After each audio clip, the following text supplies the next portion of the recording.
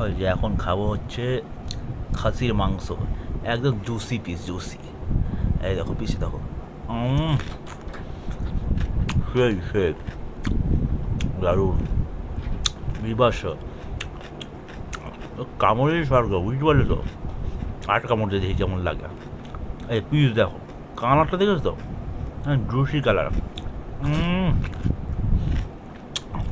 সেই ওই ঝোল নিয়ে একটু ঝোল নিয়ে দেখি কেমন লাগে।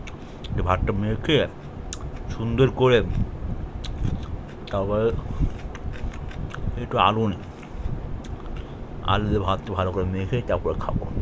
যা লাগবে না বন্ধু, কি বলবো, একদম স্বর্গ। সেই ফাটাফাটি একদম।